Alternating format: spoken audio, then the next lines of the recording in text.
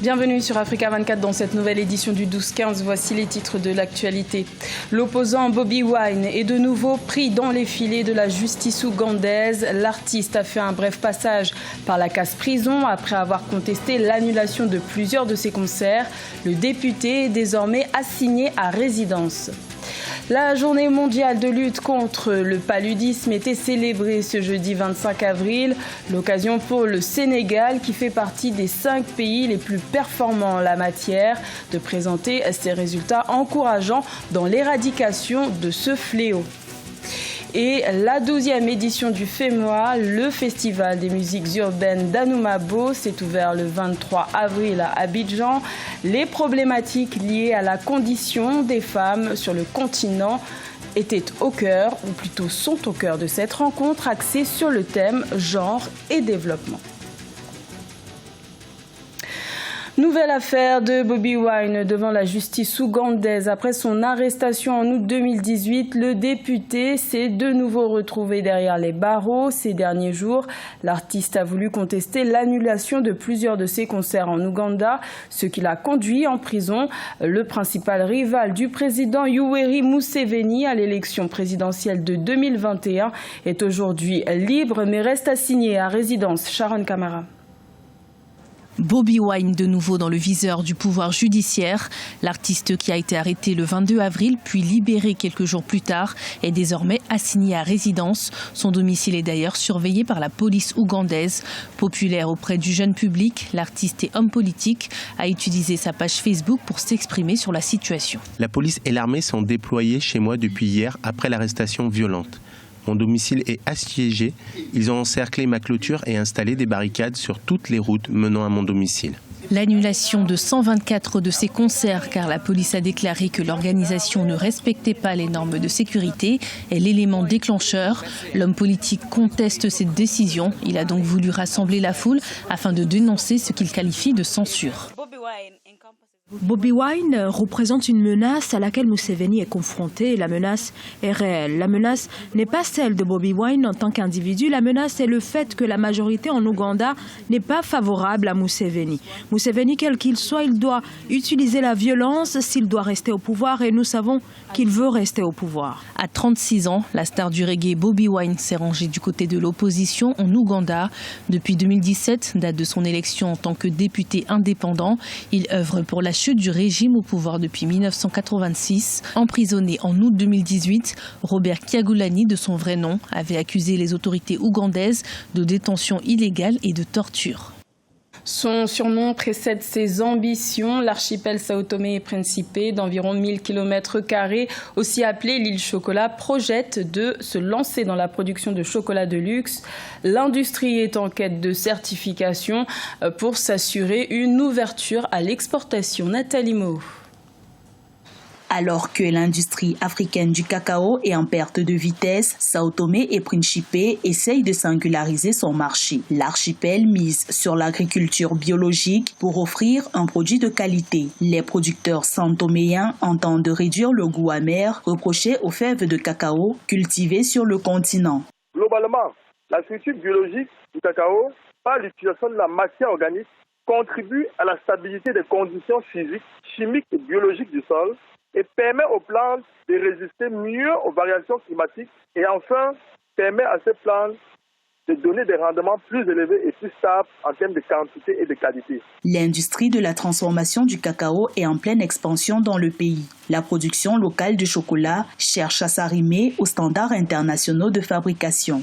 Faire certifier le chocolat destiné à l'export pourrait permettre d'une part aux entreprises productrices de rassurer les consommateurs sur la qualité du produit qu'elles proposent. D'autre part, cela va sans doute permettre à ces entreprises productrices de faire davantage de bénéfices, puisqu'en règle générale, il est prouvé que le consommateur est prêt à payer plus pour un chocolat de qualité. Sao Tomé et Principe produit 12 000 tonnes de cacao par an. 3 000 tonnes de fèves sont transformées annuellement dans un secteur qui a permis la création de 250 emplois directs en 2018. Le Forum Afrique Expansion est en préparation. Cette plateforme d'opportunités d'affaires entre l'Afrique et le Canada connaîtra sa 9e édition les 4 et 5 septembre 2019 à Montréal. Le Cameroun sera le pays mis à l'honneur de cette édition. Reportage de notre correspondante Viviane Baoken.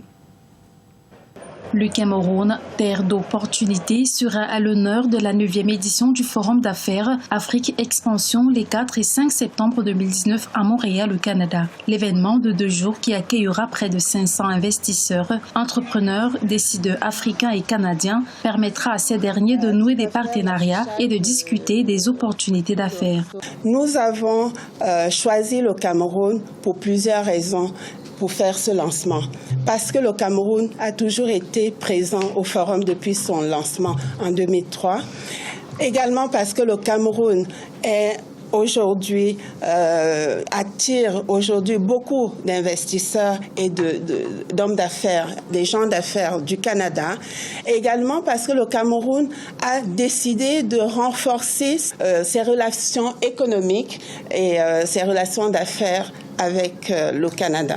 Avec une participation de plusieurs délégations en provenance d'une vingtaine de pays, le Forum Afrique Expansion est une plateforme internationale qui offre des ouvertures sur les opportunités africaines. Cette édition donne aussi la part belle à la jeunesse, levier du développement numérique du continent. Et quand on parle de transformation numérique en Afrique, on implique évidemment les jeunes. C'est pour ça que durant le 2e jour du forum, nous avons un panel qui porte essentiellement sur ce thème-là. Et durant ce panel, on va impliquer des jeunes. Il y a des jeunes start-up africains qui seront présents.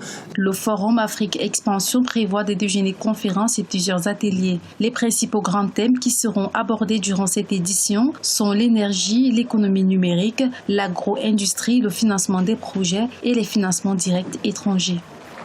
La journée mondiale de lutte contre le paludisme était célébrée ce jeudi 25 avril, l'occasion de faire le point sur les pays les plus performants en Afrique en matière de lutte contre ce fléau. Le Sénégal, qui fait partie des 5 meilleurs pays en la matière, a décidé de faire valoir son expérience en prodiguant des conseils aux autres pays du continent. Reportage de notre correspondant Ella Djenjaï.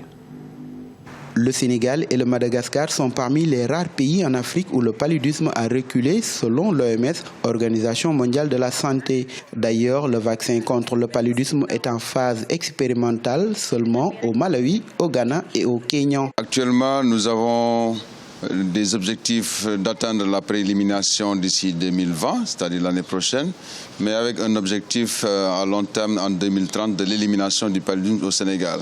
À l'heure actuelle où je vous parle, nous avons quand même une baisse considérable de la prévalence parasitaire sur l'ensemble du territoire national, mais avec une répartition inégale à travers les régions. Depuis 2000, les pays touchés par le paludisme ont fait des progrès remarquables dans la réduction du nombre total de cas et de décès dus à la maladie, mais le bilan humain du paludisme reste élevé.